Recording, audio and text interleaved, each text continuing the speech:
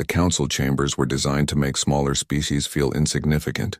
Admiral Sarah Chen stood alone at the center of the vast circular room, surrounded by towering representatives from a dozen alien civilizations.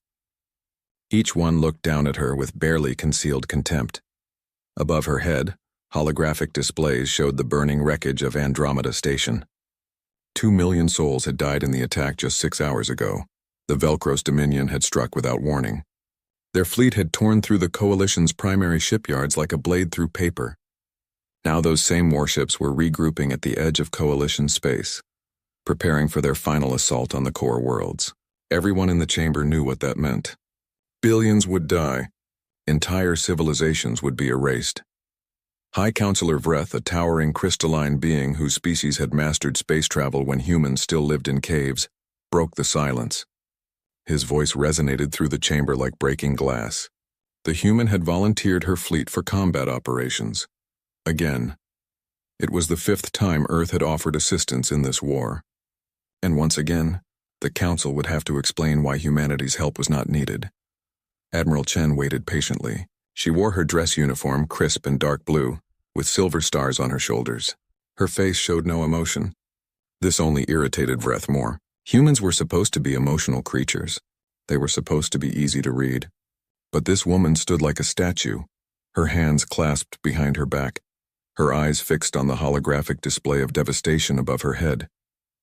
Another counselor spoke up. Ambassador Kreltok of the Havenian Union had witnessed the fall of 3 colony worlds to Velcros aggression. His blue skin had paled to almost white from stress. He addressed the human directly. They appreciated Earth's continued offers of military support. However, humanity's technology was generations behind Coalition standard. Their ships were slow. Their weapons were primitive. Their tactical thinking was rooted in planetary warfare, not the vast 3-dimensional battle space of modern naval combat. Chen's jaw tightened almost imperceptibly. She had heard these words before. Every species in this chamber had studied Earth's military history. They had seen the wars, the countless brutal wars. Humans fought each other with a ferocity that disturbed the more civilized races. But that same ferocity had never been properly channeled. Humanity had only been part of the Galactic Coalition for 30 years. In galactic terms, they were infants. Dangerous infants, perhaps, but infants nonetheless. A third voice joined the conversation. Commander Zalneth, representing the Coalition Defense Fleet, was more direct. The human vessels lacked energy shields. They relied on physical armor plating, which was considered obsolete. Their primary weapons were kinetic projectiles and chemical explosives, technology that most species had abandoned thousands of years ago. In a modern space battle, human ships would be torn apart in minutes. It would be a massacre. The Coalition could not in good conscience send humanity to its death. Chen finally spoke. Her voice was quiet but clear. She understood the Council's concerns. Earth's technology was indeed different from Coalition standard. Their ships were built with different design philosophies. Their weapons operated on different principles. But perhaps the Council was making assumptions. Perhaps they were judging human capabilities based on incomplete information. Vreth's crystalline form seemed to glow brighter with annoyance. Was the human suggesting that the Council did not understand warfare? The Coalition had been fighting wars when humanity was still figuring out how to make fire. Their military academies had refined the art of space combat over tens of thousands of years. They understood the mathematics of orbital mechanics, the physics of energy weapons, the complex ballet of fleet maneuvers in zero gravity. What could humanity possibly teach them? Nothing, Chen replied. Humanity could teach them nothing. But humanity could perhaps show them something. Something about warfare that could not be learned in academies or simulations, something that could only be understood through experience, through survival. The chamber fell silent. The holographic displays continued to show the carnage at Andromeda Station. Debris fields, burning hulls, escape pods scattered like seeds in the wind. In the distance, sensors tracked the Velcros fleet. 300 warships, each one larger and more powerful than anything in the Coalition arsenal. They were preparing to jump to the next system, to the next massacre. Kreltok leaned forward. His voice was gentler now. He understood what Chen was implying. Humans had a reputation across the galaxy. They were survivors. Their homeworld was a death trap by galactic standards: heavy gravity, violent weather, aggressive predators, deadly diseases. Most species could not survive a single day on Earth without extensive life support. Yet humans had not only survived but thrived. They had turned their hostile planet into a fortress. But survival instincts did not translate to military effectiveness, Zalneth countered. The Velcros Dominion fought with honor and precision. They followed the established rules of galactic warfare. Their fleet commanders had studied at the finest military institutions. They understood strategy and tactics at the highest level. Raw aggression was not enough to defeat such an enemy. Chen's expression did not change. She simply asked a question. What if the rules were wrong? What if the established conventions of galactic warfare were themselves a weakness? What if the Velcros were exploiting those very conventions? The council chamber erupted in protests. How dare she suggest that galactic military doctrine was flawed? These strategies had been developed over millennia. They had been tested in countless conflicts. They represented the accumulated wisdom of hundreds of civilizations. To dismiss them was arrogance of the highest order. Vreth raised a crystalline hand for silence. He studied the human admiral for a long moment. The attacks on Andromeda Station had been devastating, precisely because the Velcros had not followed established protocols. They had not issued a formal declaration. They had not allowed civilians to evacuate. They had simply appeared and opened fire. It was barbaric. It was uncivilized. But it had been devastatingly effective. Perhaps, Vreth suggested slowly, the Council was indeed operating under outdated assumptions. Perhaps the Velcros had studied their enemy too well. They knew the coalition would never strike first. They knew evacuation protocols would be honored. They knew fleet deployments would be predictable. So they had simply ignored all the rules and caught everyone unprepared. Chen saw her opening. Humanity understood this type of warfare. Earth had seen countless conflicts where rules were discarded, where surprise and brutality trumped honor and tradition, where survival mattered more than dignity. Humans had learned hard lessons in blood and fire. They had learned that sometimes the only way to stop a predator was to become something more dangerous. The council members looked at each other. The situation was desperate. 300 Velcros warships were massing for their final assault. Coalition forces were scattered and demoralized. Shipyard capacity had been cut by 70%. Without Andromeda Station, they could not replace losses. They could not repair damaged vessels. In 6 months, maybe less, the coalition would collapse. Kreltok spoke again. What exactly was Earth proposing? Chen's answer was simple. Give her fleet a target, a specific mission, something the coalition considered impossible, something that would normally be classified as a suicide run. Humanity would take the assignment, and they would complete it. Or they would die trying. Zalneth pulled up tactical displays. He showed Chen the Velcro staging area, a massive concentration of ships in the outer reaches, a region of space filled with radiation and gravitational anomalies. The Velcros had chosen their position well. Any conventional attack would be detected days in advance. The defenders would have time to prepare, to form proper battle lines, to coordinate their response. By the time coalition forces arrived, they would face a fully prepared enemy with every advantage. Chen studied the data. She asked about the timeline. Zalneth explained that the Velcros would move within 48 hours. They were waiting for reinforcements from their outer colonies. Once those arrived, they would have overwhelming numerical superiority. Nothing could stop them then. The core worlds would fall within a month. The Admiral asked for one more piece of information. Could the Council buy her time? Could they create a distraction? Draw attention away from the outer reaches? Vreth considered this. Perhaps. There were still coalition forces near the border. They could stage false movements, create sensor echoes, make it appear that a major offensive was being prepared elsewhere. Chen nodded slowly. That would be sufficient. The Council would have their mission. Earth's fleet would strike the Velcro staging area.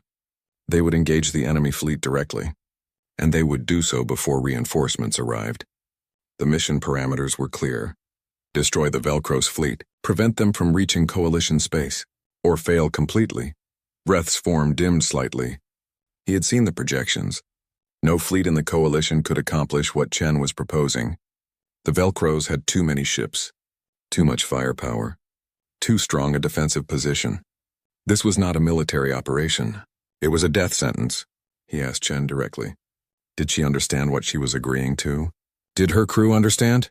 Chen's eyes remained fixed on the tactical display. She understood perfectly. So did her crew.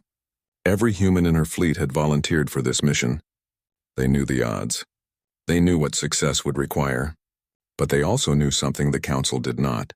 Something that could not be explained in briefings or tactical assessments. Humanity did not know how to quit. It was not part of their nature. When cornered, humans did not surrender. They did not negotiate. They fought with everything they had. With weapons, with tools, with their bare hands if necessary. And when fighting was not enough, they became creative. They improvised. They adapted. They found ways to win that no other species would even consider. The Council took a vote. It was not unanimous. Several members objected to sending humans into what they saw as certain death. But desperation won the day. The motion passed. Earth's fleet would be given their mission. They would receive what little support the coalition could provide. Encrypted communications, intelligence data, safe passage through coalition space, but no reinforcements, no backup. No rescue if things went wrong. Chen saluted. The gesture looked strange to alien eyes, this rigid positioning of the hand, but there was something in it that transcended culture. A promise. A commitment. She would complete her mission or she would die. There was no third option. As she left the council chambers, Kreltok followed her. He caught up to her in the corridor outside. He had to ask, was Chen afraid? Did she truly believe her fleet could accomplish this impossible task? Or was this simply human pride?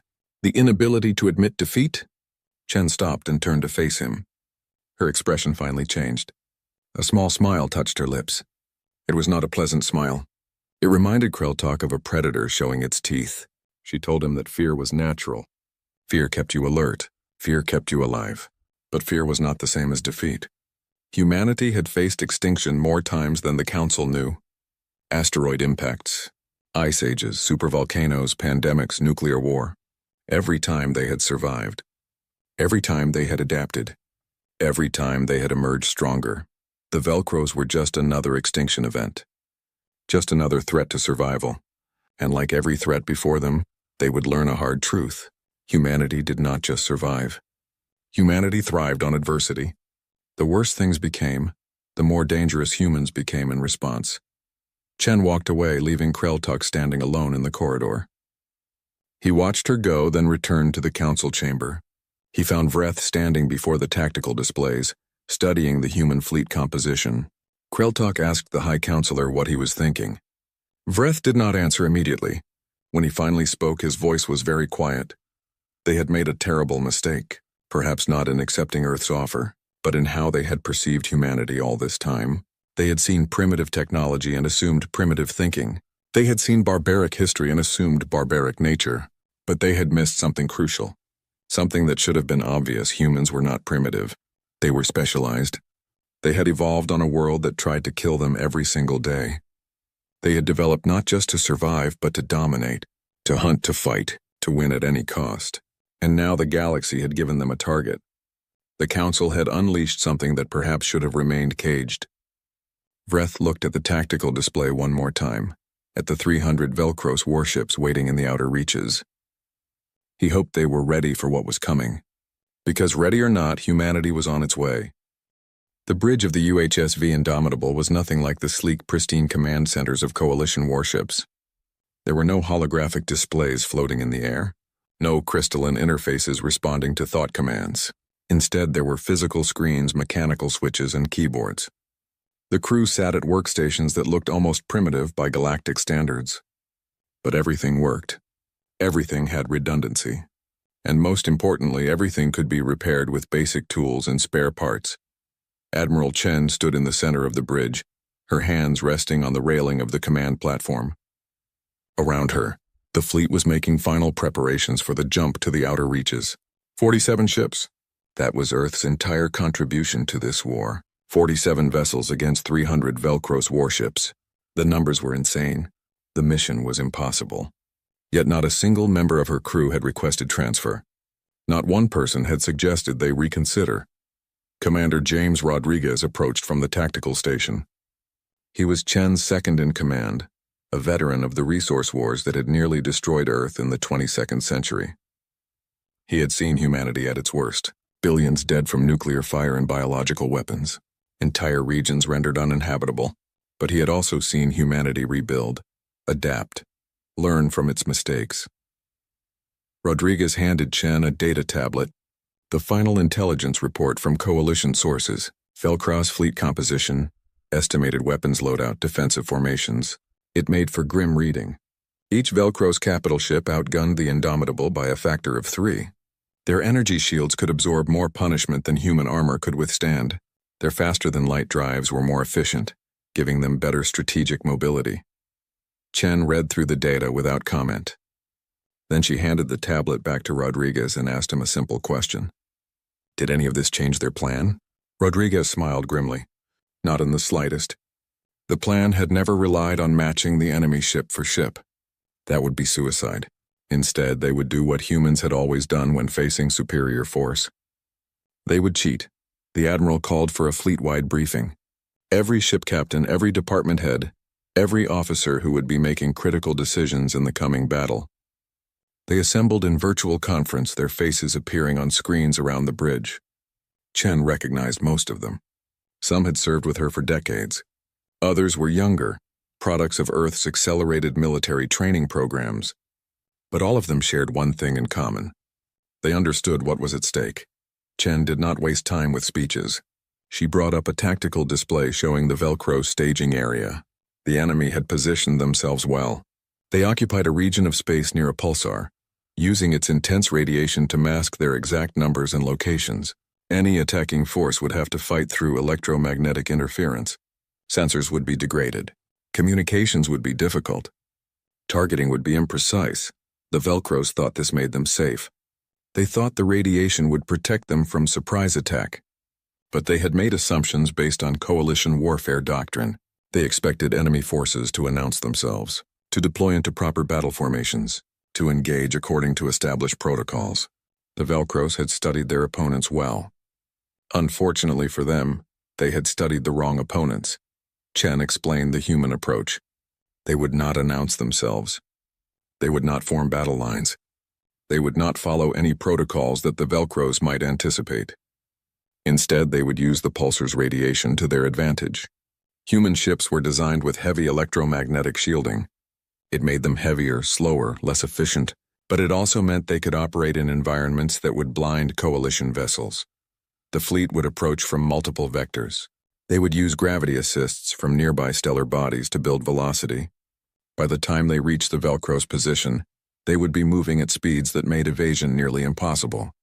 They would hit hard and fast like a hammer striking glass. The first the Velcros would know of their presence would be when kinetic rounds started tearing through their hulls. One of the younger captains spoke up. Captain Sarah Mills commanded the destroyer Princeton. She asked about the Velcro shields. Human kinetic weapons were effective against armor, but energy shields were designed to dissipate physical impacts. How would they overcome that advantage? Rodriguez answered before Chen could. They wouldn't overcome it. They would ignore it. The human fleet carried weapons that the coalition had banned as excessively destructive. Nuclear-pumped X-ray lasers, Kazaba howitzer warheads, kinetic impactors traveling at relativistic speeds. These were not precision weapons. They were not surgical instruments. They were hammers designed to crack fortresses. The Velcro's shields might stop conventional weapons, but they had not been designed to handle the concentrated fury of a nuclear detonation at close range. Chen continued the briefing. Phase 1 would involve the kinetic strike. Dozens of projectiles launched hours before the main fleet arrived. Simple chunks of dense metal, accelerated to a fraction of light speed. They would punch through the Velcro's formation like bullets through paper. The enemy would detect them too late to react. Ships would be crippled or destroyed before they even knew they were under attack. Phase 2 would be electronic warfare. This was where humanity's reputation for dirty fighting truly shined. Coalition species fought with honor. They did not hack enemy systems. They did not inject viruses or deploy logic bombs. Such tactics were considered beneath civilized beings. But humans had spent centuries perfecting the art of cyber warfare. Every conflict on Earth had seen nations attacking each other's infrastructure, corrupting data, seizing control of automated systems. The human fleet included specialized electronic warfare vessels. These ships carried nothing but computers, transmitters, and the most sophisticated hacking tools humanity could devise. While the Velcros were reeling from the kinetic strikes, these vessels would flood their networks with malicious code. Fire control systems would malfunction. Navigation computers would provide false data. Communication channels would be jammed or corrupted. The Velcros would find themselves fighting blind. Phase 3 would be the main engagement. Human ships closing to combat range while the enemy was still confused and disorganized. This was where the lack of energy shields became an advantage rather than a weakness. Coalition ships relied on their shields to protect them. When those shields failed, the ships underneath were often fragile, designed for speed and efficiency rather than durability. Human vessels were the opposite. They were built like tanks. Thick armor plating, redundant systems. Damage control teams trained to operate in the vacuum of space. The plan was simple in concept but brutal in execution. Overwhelming force applied without warning or mercy. No quarter given. No retreat allowed. The Velcros would have to be completely destroyed. Anything less would allow them to regroup, to adapt, to prepare for human tactics. This had to be decisive. This had to be final. Captain Mills asked another question. What about coalition observers? Earth had been assigned monitoring vessels to accompany the fleet. These ships would report back to the Council. Would they not object to human tactics? Would they not try to intervene? Chen's answer was blunt. The observers would see what happened. They would report everything, and the Council would have to decide whether they valued honor or results. The briefing continued for another hour. Every captain received specific assignments. Attack vectors were coordinated. Timing was synchronized down to the millisecond. Backup plans were established in case of system failures or unexpected enemy movements.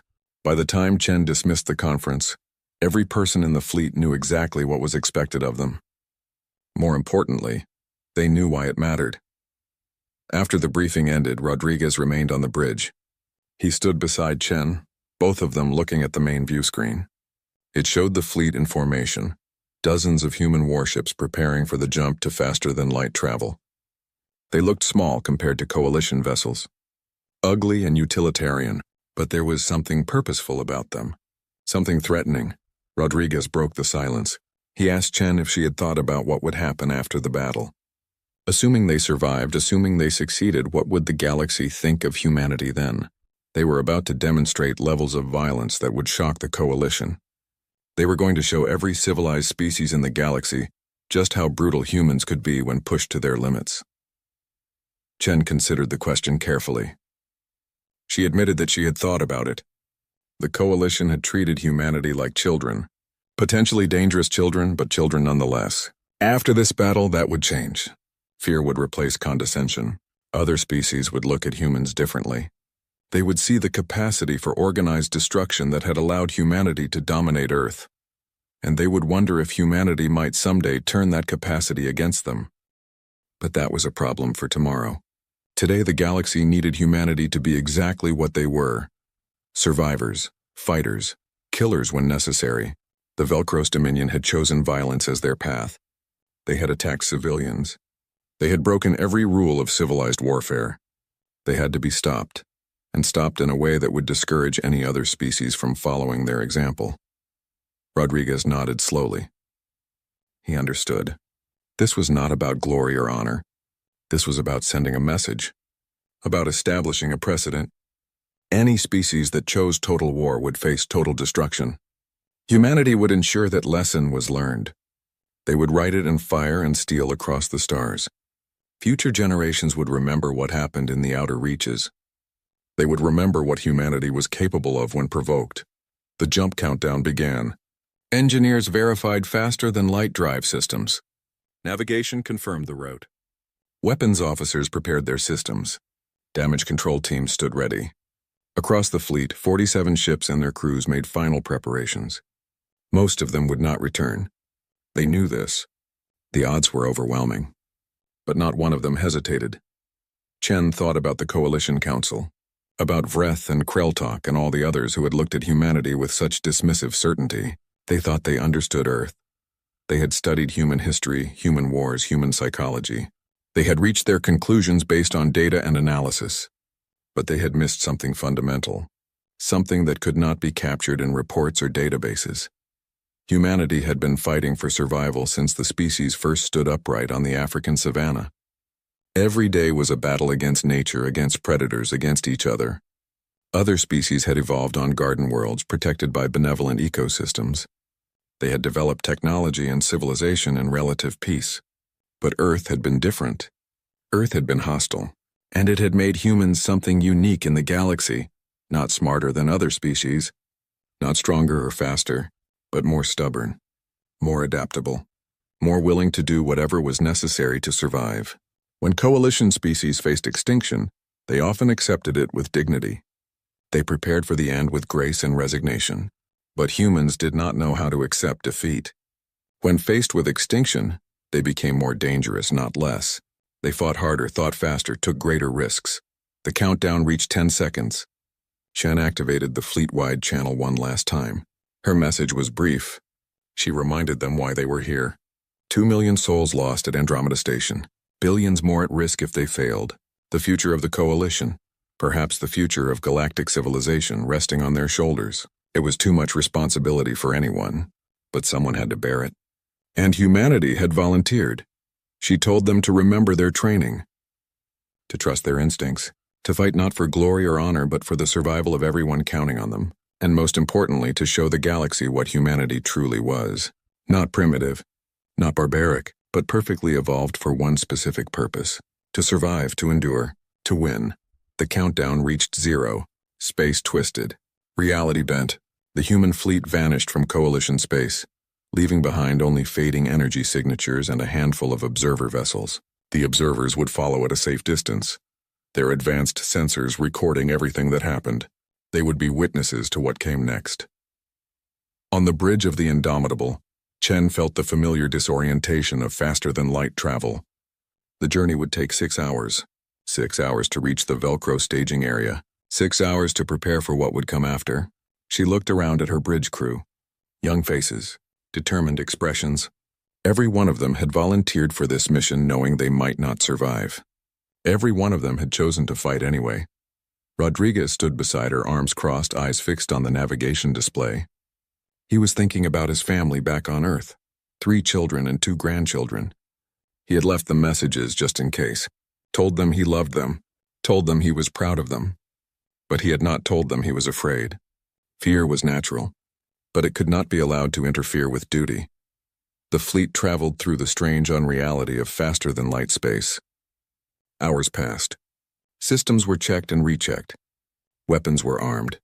Crews rested when they could, knowing that once they dropped back into normal space, there would be no rest until the battle was over. One way or another, in a few hours, everything would be decided. The Velcros would learn what it meant to face humanity in total war. And the galaxy would never look at Earth the same way again. The Velcro staging area was a masterpiece of military positioning. Admiral Thekfon, commander of the Dominion fleet, had chosen this location personally. The pulsar bathed the entire region in intense electromagnetic radiation. Any approaching enemy would be detected by the interference they created in the radiation field. Their sensors would be degraded. Their communications would be disrupted. They would arrive blind and deaf, facing a prepared defense with every advantage. Thekfon stood on the command deck of his flagship, the Eternal Dominance. Around him, holographic displays showed the positions of all 300 warships under his command. They were arranged in defensive spheres, overlapping fields of fire, mutual support networks. Any attack from any direction would face coordinated resistance. The Velcros had studied coalition tactics for decades. They knew how the enemy would approach, how they would deploy, how they would fight. Victory at Andromeda Station had proven the superiority of Velcro strategy. The coalition had grown soft over millennia of peace. They followed rules. They honored traditions. They fought according to predictable patterns. All Thekfon had to do was ignore those patterns and exploit every weakness. The result had been a massacre. Now he simply had to wait for reinforcements, then proceed to the core worlds and repeat the process. His tactical officer approached. Lieutenant Veckrell was young but competent. He reported that long-range sensors were detecting unusual gravitational fluctuations. Nothing definite, but patterns that might indicate ship movements. Tekvon dismissed the concern. The pulsar created all kinds of sensor anomalies. The coalition would not dare attack this position. They lacked the numbers and the tactical advantage. Any assault would be detected days in advance, giving plenty of time to prepare. Still, Tekvon ordered increased vigilance. Scouts were sent to the edges of the formation. Sensor crews were instructed to filter out the pulsar's interference and focus on detecting any approaching vessels. Nothing would catch the Dominion fleet by surprise. They had learned from history. They had studied every major battle fought in the last 1,000 years. No one would repeat Andromeda Station against them. 14 minutes later, the first kinetic impactor struck. It was traveling at 40% of light speed. The Velcro sensors detected it 3 seconds before impact. Not enough time to react. Not enough time to even understand what was happening. The projectile was just a cylinder of depleted uranium, but at relativistic speeds it carried more energy than a nuclear warhead. It struck a Velcross cruiser amidships and punched completely through. The ship exploded, not from the impact itself but from the secondary reactions. Antimatter containment failed. Fusion reactors breached. Ammunition stores detonated. In less than 2 seconds, a warship that had survived a dozen battles simply ceased to exist. Debris expanded outward in a rapidly growing sphere. Fragments struck nearby vessels, causing minor damage and major confusion. Then the second impactor hit. Then the third. Then a dozen more in rapid succession. They came from different directions, different angles, making it impossible to predict where the next strike would land. Each one destroyed or crippled its target. Energy shields designed to deflect directed energy weapons were useless against solid projectiles moving at such incredible speeds. The Velcro's formation began to break apart as captains maneuvered desperately to avoid the invisible death falling from the sky. On the eternal dominance, Tekvon stared at his displays in disbelief. 17 ships lost in the first minute. No warning, no declaration of combat, no opportunity to respond. This was not how warfare was supposed to function. There were protocols. There were rules. You did not simply appear and start killing without giving the enemy a chance to surrender or negotiate. Becquerel was shouting reports, trying to track the incoming projectiles, trying to identify their source. But the pulsar's radiation made it impossible.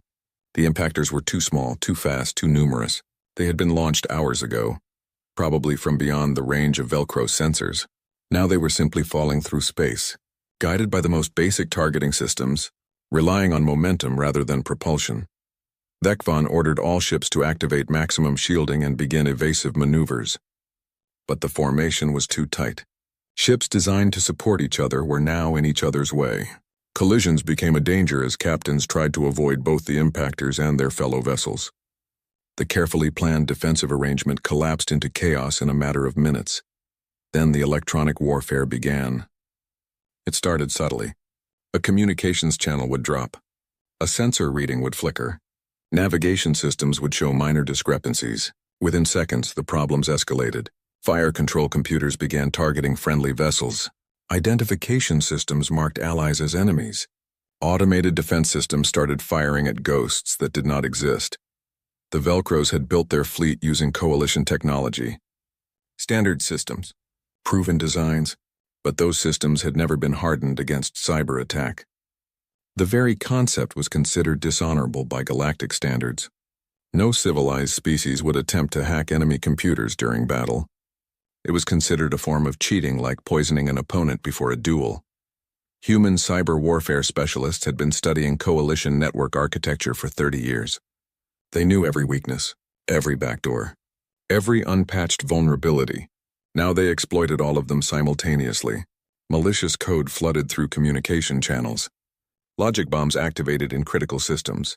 Artificial intelligences that controlled ship operations found themselves fighting invisible opponents for control of their own hardware. Tekvon watched his fleet come apart. Ships were firing at each other now, convinced they were under attack from multiple directions. Communications were impossible. Orders could not be transmitted. Coordination was gone. Each vessel fought alone, blind and confused, while the kinetic impactors continued their merciless reign of destruction. Then the human fleet arrived. They came out of faster-than-light travel at multiple points around the Velcro's formation. Not in neat battle lines, but scattered across three-dimensional space. Each group of ships had specific targets, specific missions. They had studied the Velcros defensive positions. They knew where the command ships were, where the supply vessels hid, where the most dangerous weapon platforms waited. The human vessels opened fire immediately. No hails, no demands for surrender. Just weapons releasing their payloads with cold precision. Nuclear-pumped lasers carved through Velcro's hulls. Missiles with shaped nuclear charges punched through shields that had been designed to stop energy weapons, not physical explosives.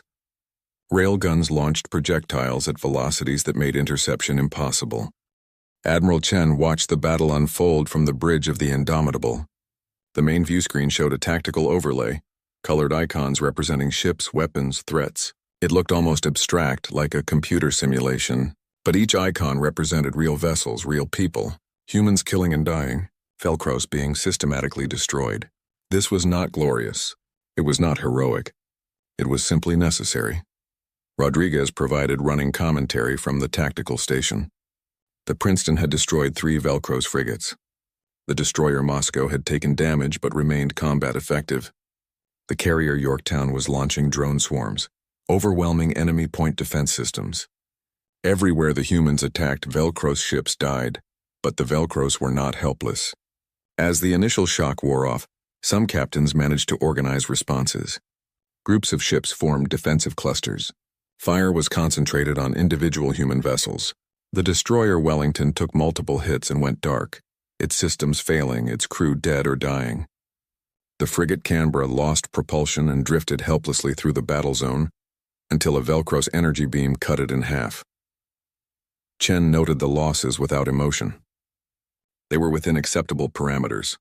The mission was not to preserve the human fleet. The mission was to destroy the enemy. Every human ship lost was acceptable as long as it took multiple Velcros vessels with it. This was not a battle of maneuver or elegance. This was an exchange of mass and energy, a brutal calculation of who could inflict more damage before being destroyed themselves. The Indomitable closed with Thekvan's flagship. The Eternal Dominance was a massive vessel, 3 times the size of any human ship. Its weapons could have torn the Indomitable apart in a single volley, but it was also broadcasting on all frequencies, trying desperately to regain control of its compromised systems. Its shields flickered as power distribution networks failed under cyber attack. Its point defense batteries fired randomly, targeting empty space. Chen gave the order to fire. The Indomitable carried humanity's most powerful weapons, Kasaba howitzer warheads, nuclear-shaped charges that focus the energy of atomic detonations into coherent beams of plasma. 6 missiles launched. 6 nuclear fireballs erupted in rapid sequence. 6 beams of superheated matter struck the Eternal Dominance from different angles. The Velcro's flagship's shields held for exactly 1.7 seconds. Then they collapsed. Armor vaporized. Internal structures melted. The ship broke apart. Its spine fractured, its compartments exposed to vacuum. Thekvan had time to register what was happening. Time to understand that his fleet was being destroyed. Time to realize that the enemy he faced did not fight by any rules he understood. Then the bridge lost atmosphere and everything went black.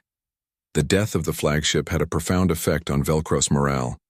Without central command, without coordination, individual ships began making their own decisions. Some tried to flee. Others attempted to surrender. A few decided to fight to the death, launching suicidal attacks against nearby human vessels. None of these choices mattered. The human fleet had been given specific orders. No survivors, no prisoners, no ships allowed to escape. Rodriguez tracked a group of Velcros transports trying to jump to faster-than-light travel. They were civilian ships pressed into military service, carrying supplies and support personnel. They posed no threat. They were running away. But orders were orders. The destroyer Princeton moved to intercept. Railgun fire disabled their drives. Then missiles finished the job. The transports exploded, adding more debris to the expanding field of wreckage. On the edge of the battle zone, coalition observer ships recorded everything. The crews watched in horrified silence as humanity demonstrated what total war actually meant. There was no honor here, no nobility, just systematic destruction executed with mechanical efficiency. The humans moved through the Velcros formation like harvesters through a field, cutting down everything in their path. Some Velcro ships managed to score hits on their attackers. The cruiser Berlin took a direct strike to its engineering section and lost half its propulsion. The frigate Seoul was caught between 3 enemy vessels and destroyed in seconds. The destroyer Mumbai's armor finally failed under sustained bombardment, and its hull ruptured, spilling atmosphere and crew into the void. But for every human ship destroyed, 10 Velcros vessels died. The battle lasted 4 hours and 17 minutes from first strike to final kill. In that time, 300 Velcros warships were reduced to scrap metal and ionized gas. Not a single vessel escaped. Not one crew survived to tell their people what had happened. The human fleet paid heavily for this victory. 11 ships destroyed. 23 more damaged badly enough to require extensive repairs. Over 15,000 humans dead, but the mission was accomplished. The Velcros threat was eliminated. Their fleet would not reach coalition core worlds. Their carefully planned invasion had ended before it could begin, and every species in the galaxy would learn what happened here. They would learn what humanity was capable of when pushed to the edge. They would learn that some species did not fight by the old rules. Some species fought to win, regardless of the cost. Chen stood on the bridge of the Indomitable, looking at the tactical display. Where 300 red icons had been, there was now nothing but debris fields and fading energy signatures. The space around the pulsar had been transformed into a graveyard. One of the largest naval battles in galactic history had just ended, and it had been completely one-sided. Rodriguez stood beside her, his face pale. He had never commanded in a battle this large before. None of them had. The sheer scale of destruction was overwhelming. Thousands of beings had died in the last few hours, possibly tens of thousands, all because humans had been given permission to fight the way they knew how. Without restraint, without mercy, with nothing but the cold mathematics of survival. The communications officer reported that coalition observers were requesting permission to approach. They wanted to assess the damage. To confirm the results, Chen granted permission. Let them come. Let them see what humanity had wrought. Let them understand that Earth was not playing at war. This was what humans did when their survival was threatened. This was what evolution on a hostile world had created. Chen activated the fleet-wide channel one final time. She thanked her crews for their courage and sacrifice. She told them they had saved billions of lives. They had protected the coalition when no one else could. They had proven that humanity deserved a place among the stars. But she did not tell them that the hardest part was yet to come. Now they had to return to civilization and explain what they had done. Now they had to face the galaxy and accept whatever judgment came. The battle was over, but the consequences were just beginning. The Coalition Council chambers had never been this quiet. Every representative sat in stunned silence, watching the holographic playback of the battle. The recordings came from multiple sources: human combat footage, Coalition observer vessels, even some data recovered from Velcros wreckage. All of it told the same story. In just over 4 hours, humanity had accomplished what the Coalition thought impossible. High Counselor Vreth watched the final moments again. The destruction of the Velcros flagship, the systematic elimination of every remaining vessel, the cold precision with which human ships hunted down those trying to escape. He had witnessed countless battles in his long life. He had seen civilizations rise and fall, but he had never seen anything like this. This was not warfare as the galaxy understood it. This was extermination. Ambassador Kreltok spoke first. His voice was barely above a whisper. The humans had saved them. The Velcros fleet would have reached Coalition space within days. Billions would have died. Core worlds would have fallen. Entire civilizations would have been enslaved or destroyed. But instead, the threat was gone. Completely eliminated. Not a single Velcros ship remained. Not one survivor to warn their homeworld what had happened. But at what cost? Commander Zalneth pulled up detailed analyses of human tactics. The kinetic strikes had been launched hours before the fleet arrived. That meant humanity had committed to total war before even seeing the enemy. No opportunity for negotiation. No chance for the Velcros to surrender. Just death falling from the sky without warning or mercy. The cyber warfare was even more disturbing. Human electronic warfare specialists had turned Velcro ships against each other, made them fire on their own vessels, corrupted their systems so thoroughly that many crews died in panic and confusion, not even understanding they were under attack. This was psychological torture combined with technological violation. It went against every principle of honorable combat. And then there was the final phase. The systematic hunting of fleeing vessels, Ships that were clearly trying to escape. That posed no further threat. That might have been carrying civilians. Human forces had tracked them all down and destroyed them. No quarter given. No prisoners taken. Complete and total annihilation. It was effective. It had achieved the stated objective. But it was terrifying. A junior counselor from the Meridian Collective asked the question everyone was thinking. What kind of species fights this way? What kind of civilization develops such brutal efficiency and destruction? The humans had not hesitated. They had not shown mercy. They had not even given their enemies a chance to see them coming. They had simply appeared and killed everything in front of them. Breath pulled up humanity's file. The Council kept detailed records on every member species. Earth's history was well documented. Continuous warfare spanning millennia. Nuclear weapons used in anger. Biological warfare. Chemical weapons. Entire populations slaughtered in ethnic conflicts, genocides, world wars. Resource wars. The list went on and on. Humanity had been fighting itself with increasing sophistication for its entire recorded history. But the Council had dismissed these as growing pains. All species went through violent phases during their development. Most grew out of it. Most learned to channel aggression into productive endeavors. Most developed philosophical frameworks that valued peace over conquest. Humanity had seemed to be following that same path. They had unified their world, ended their wars, focused on exploration and advancement. The Council had thought they were evolving beyond their violent past. This battle proved otherwise. Humanity had not evolved beyond violence. They had simply refined it, made it more efficient, more devastating, more absolute. They had taken thousands of years of combat experience and distilled it into pure tactical brutality, and they had done it while maintaining perfect discipline, perfect coordination, perfect execution of a plan that most species would consider monstrous. The chamber doors opened. Admiral Chen entered, flanked by Commander Rodriguez and 2 human Marines. She wore her dress uniform, freshly cleaned despite having spent the last day in a damaged warship. Her expression was neutral, professional. She showed no pride in her victory, no remorse for the deaths she had caused, just calm acceptance of what had been necessary. Chen stood at the center of the chamber exactly where she had stood a week ago when volunteering for this mission. The Council had expected her to fail, to die trying to complete an impossible task. Instead, she had succeeded beyond anyone's wildest expectations. The Velcros fleet was gone. The threat to Coalition space was eliminated. Humanity had delivered exactly what was promised. Total victory. Vreth broke the silence. He asked Chen to explain her tactics. Why the kinetic bombardment? Why the cyber warfare?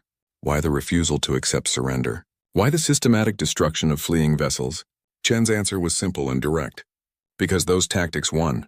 Because anything less would have allowed the Velcros to regroup, to adapt, to prepare for human methods. The only way to ensure victory was to ensure complete destruction. Kreltok leaned forward. But surely some mercy could have been shown. Surely not every single Velcros needed to die. Chen met his gaze steadily. She asked if he remembered Andromeda Station. 2 million civilians killed without warning. No mercy shown there. No opportunity to surrender. The Velcros had established the rules of engagement. Humanity had simply followed them. More than that, Chen continued, mercy would have been a strategic mistake. If even one Velcro ship had escaped, their people would have learned about human tactics. Future enemies would prepare countermeasures. The element of surprise would be lost. But now the Velcro's dominion knew nothing. They would receive no warning. No intelligence, just silence where their fleet used to be. When they finally sent scouts to investigate, they would find only debris and unanswered questions. Zalneth stood abruptly. This was unconscionable. Chen was describing warfare as pure calculation, as if lives were just numbers in an equation. Where was the honor? Where was the respect for opponents? Where was the basic decency that separated civilization from barbarism? Chen turned to face him. Her expression hardened slightly. She asked a simple question. Did the 2 million dead at Andromeda Station receive honor? Did the Velcros show respect? Did they demonstrate decency? The council chamber erupted in arguments. Some representatives supported Chen's position. The Velcros had violated every convention of warfare. They deserved no mercy. Others insisted that coalition values must be maintained regardless of enemy actions. That becoming monsters to fight monsters served no one. that there had to be lines that civilized beings would not cross. Chen waited for the noise to die down. Then she spoke again, her voice cutting through the remaining murmurs. The council had a choice to make. They could cling to their values and watch civilizations burn, or they could accept that some threats required extreme measures. Humanity had made their choice.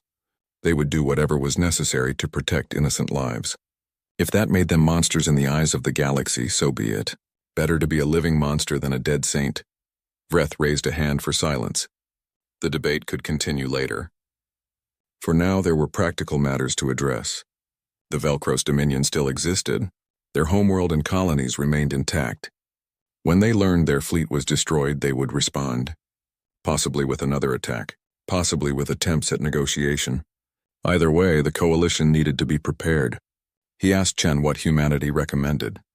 Chen's recommendation was direct. Send a message to the Velcros government. Inform them that their fleet attacked coalition space and was destroyed defending against that aggression. Offer peace terms. Fair terms. But make it clear that any future aggression would be met with the same response. And mean it. The galaxy needed to understand that total war would be answered with total destruction, that violations of civilized norms would result in consequences beyond imagination. Kreltok asked about humanity's role going forward. Would Earth want permanent military command? Would they seek to dominate coalition defense strategy? Chen shook her head. Humanity had no interest in controlling the coalition. They simply wanted to be taken seriously, to be recognized as equals rather than primitive newcomers, to have their methods acknowledged as valid, even if those methods made others uncomfortable. Rodriguez stepped forward and added his perspective. Humanity understood that their approach to warfare disturbed other species. It disturbed humans too. No sane person enjoyed killing on such a massive scale. But Earth had learned hard lessons throughout its history. When facing extinction, morality became a luxury few could afford. Survival required pragmatism, required doing things that would haunt you later. But at least you survived to be haunted. The council took a recess. Representatives needed time to process what they had witnessed.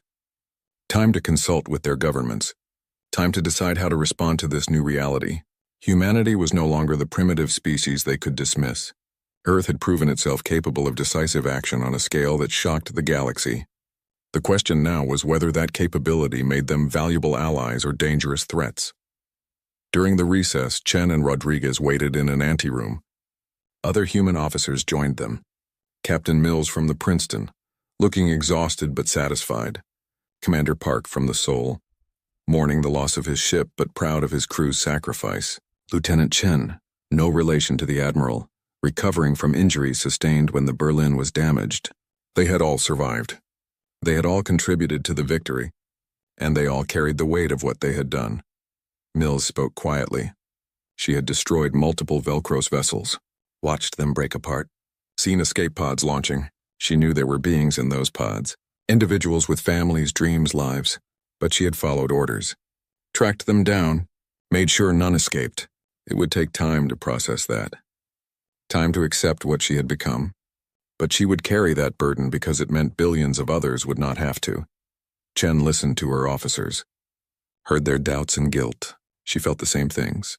Command did not shield you from the moral weight of your decisions.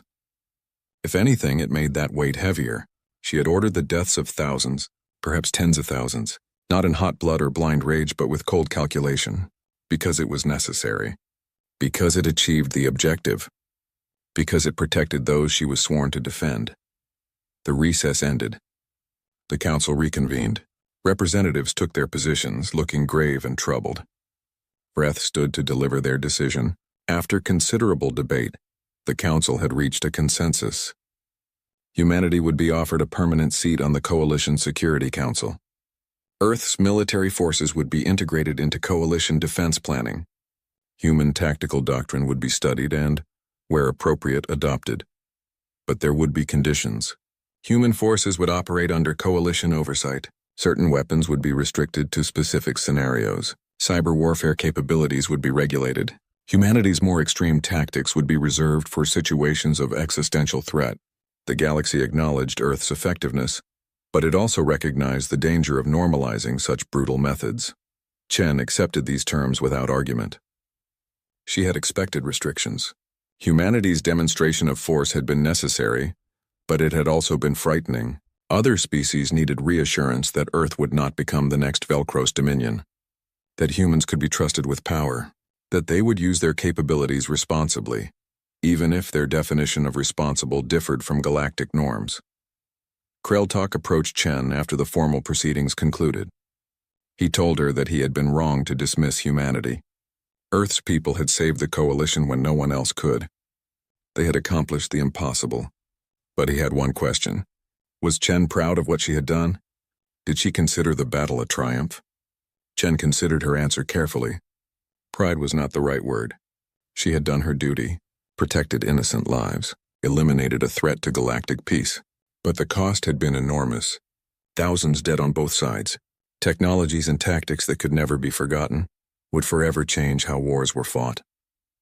Humanity had shown the galaxy its true face, and that face would never be seen the same way again. No, Chen replied. Not proud. Satisfied, perhaps. Relieved that it was over. But not proud. Pride implied joy in achievement. What she felt was closer to grim acceptance. They had done what needed doing. They had crossed lines that most species would not even approach, and they would live with the consequences. That was the price of survival. That was what it meant to be human. Kreltok nodded slowly. He understood, or at least he tried to. His species had never faced existential threat. They had never been forced to choose between morality and survival. They had never learned to do terrible things with clear conscience. But humanity had. Earth's entire history was a lesson in making hard choices, in doing what was necessary, regardless of the cost to one's soul. As Chen left the council chambers for the final time, she looked back at the assembled representatives. They were afraid of her. She could see it in their body language, hear it in their voices. Humanity had become something to be feared. Not hated, not despised, but feared. Respected and feared in equal measure. That was not what Earth had wanted when joining the galactic community, but it was what circumstances had demanded. The galaxy would never forget what happened in the outer reaches. The battle would be studied by military academies for generations. Human tactics would be analyzed, debated, sometimes condemned, but they would also be acknowledged as effective, as necessary, as the price that had to be paid when facing an enemy who refused to follow civilized rules. Humanity had changed the galaxy's understanding of warfare, and in doing so they had changed their own place in it. They were no longer the primitives seeking acceptance. They were the predators who had proven their fangs, and the galaxy would never make the mistake of underestimating them again. 3 months had passed since the battle in the outer reaches. Admiral Chen stood in her office aboard the orbital station above Earth, looking down at the blue and white sphere that had birthed humanity. From this distance it looked peaceful, beautiful. It was hard to imagine that this world had produced a species capable of such systematic violence. But Earth had never been about appearance. It had always been about survival. Reports covered her desk. Intelligence assessments from across coalition space. The Velcro's Dominion had sued for peace immediately after learning of their fleet's destruction. They had offered full reparations for Andromeda Station. They had agreed to disarmament protocols and coalition oversight. The threat that had terrorized the galaxy for 3 decades had collapsed in a single day. Not because they were defeated militarily, but because they were terrified. Other reports detailed reactions from various galactic civilizations. Most expressed gratitude mixed with concern. Humanity had saved them, yes, but in doing so, had revealed capabilities that made everyone nervous. Coalition intelligence agencies were scrambling to assess Earth's full military potential. What other weapons did humans possess? What other tactics had they developed? How far would they go if truly threatened? Chen had spent weeks in debriefings. Military analysts wanted to understand every aspect of the battle. Politicians wanted to know if such tactics would be used again. Ethicists wanted to discuss the moral implications of total war. Everyone had questions. Everyone wanted reassurance that humanity would not become the next galactic threat. Chen had given them all the same answer. Humans fought to survive. As long as Earth was not threatened, neither was anyone else. But she knew the truth was more complex. Humanity had changed, not just in how others perceived them, but in how they perceived themselves.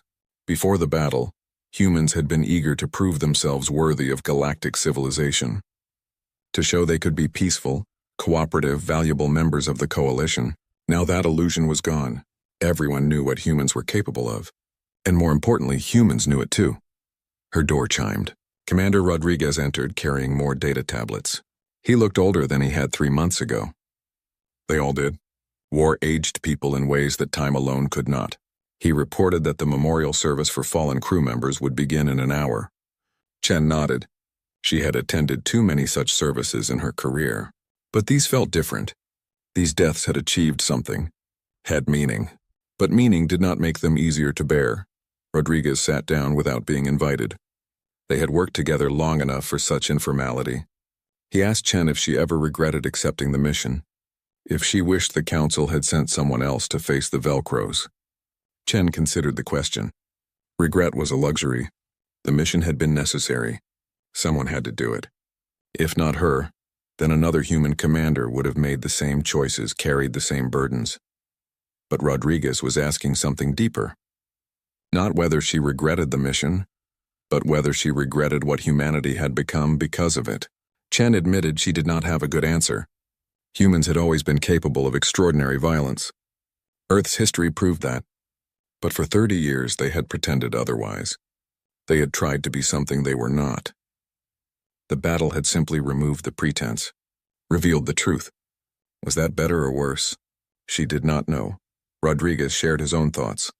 He had been having nightmares, dreams where Velcro ships exploded over and over, where he heard transmissions from dying crews begging for mercy that never came.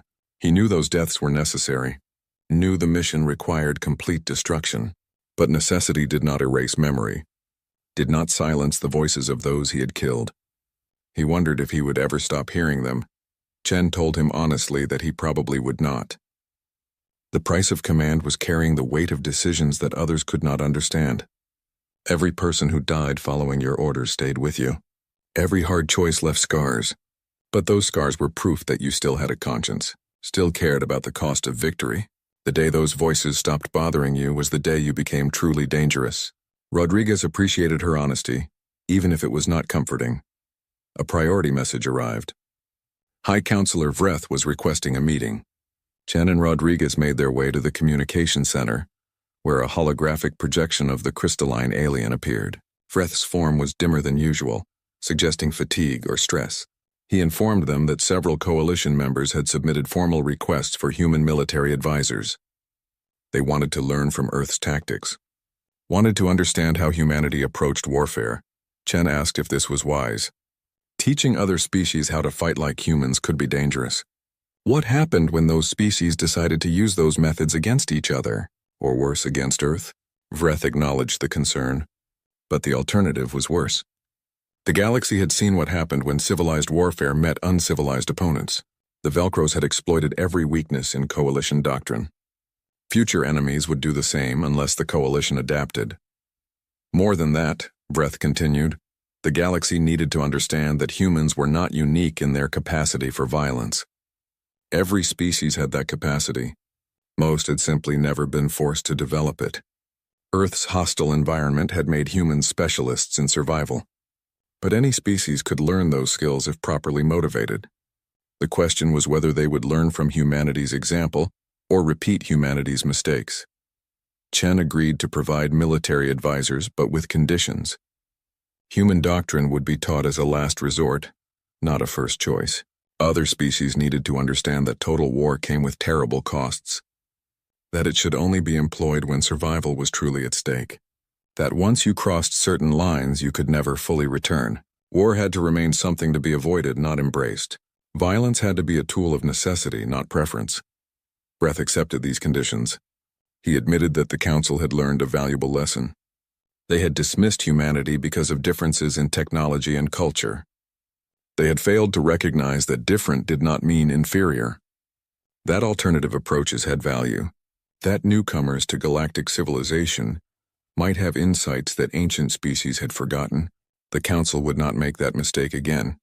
Every species would be evaluated on capabilities, not assumptions. After the communication ended, Rodriguez asked Chen what she thought humanity's role would be going forward. Would Earth become the Coalition's military specialists, the ones called upon whenever force was needed?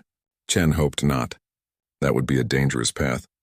It would encourage others to rely on human violence rather than preventing conflicts in the first place. Humanity needed to be a deterrent, not a weapon. A last line of defense, not a first resort. But she also recognized reality. The galaxy had seen what humans could do. That knowledge could not be erased. Other species would always remember the battle in the outer reaches, would always know that somewhere in Coalition space was a species willing and able to wage total war. That knowledge would influence every interaction, every negotiation, every diplomatic calculation. Earth had become the galaxy's apex predator, whether they wanted that role or not. The memorial service was held in the main hangar bay. Thousands attended both in person and via holographic link. Chen stood at the podium, looking at the names displayed behind her. Over 15,000 humans had died in the battle. Each name represented someone's child, parent, friend, lover. Each one had volunteered knowing the risks. Each one had believed the mission was worth their life. Chen's job was to make sure their faith was justified. She did not give a traditional speech, did not talk about glory or honor or sacrifice. Instead, she spoke truth. These people had died doing something terrible and necessary. They had killed and been killed to protect billions who would never know their names. They had crossed moral lines that most beings would never approach. And they had done it willingly because someone had to, and they chose to be the ones. That was humanity's burden, Chen told the assembled mourners. Not that humans were inherently violent or cruel, but that they were willing to do what others could not, to make choices that would haunt them forever, to sacrifice not just their lives but their peace of mind. That willingness was what made humanity valuable to the Coalition. But it was also what made them dangerous. The line between protector and predator was thin. Vigilance was required to stay on the right side. She concluded by asking everyone present to remember why the battle was fought. Not for conquest or glory, not to prove humanity's superiority, but to protect innocent lives, to stop an aggressor who threatened galactic peace, to demonstrate that violations of civilized norms would have consequences. As long as Earth remembered these reasons, as long as violence remained a tool rather than a goal, humanity could be trusted with power. After the service, Chen returned to her office. She pulled up star charts showing Coalition space, thousands of inhabited worlds, trillions of beings going about their lives in peace. 3 months ago, all of that had been threatened. Now it was safe, because 47 human ships and their crews had been willing to do terrible things. That trade seemed fair. Moral calculus on a scale most beings would never have to consider. A message from Earth arrived. President Martinez wanted to discuss future military commitments. How many ships should humanity maintain? What level of readiness was appropriate?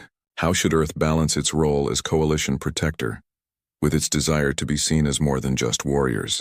Chen sent a reply suggesting they meet in person. These were conversations that needed to happen face to face, where nuance and context could not be lost in transmission. She looked out her office viewport at Earth one more time. From this distance, you could not see the cities or the spaceports or the military installations, just clouds and oceans and continents, a beautiful world that had produced a beautiful and terrible species. Chen wondered what humans would become over the next century. Would they remain the galaxy's guards?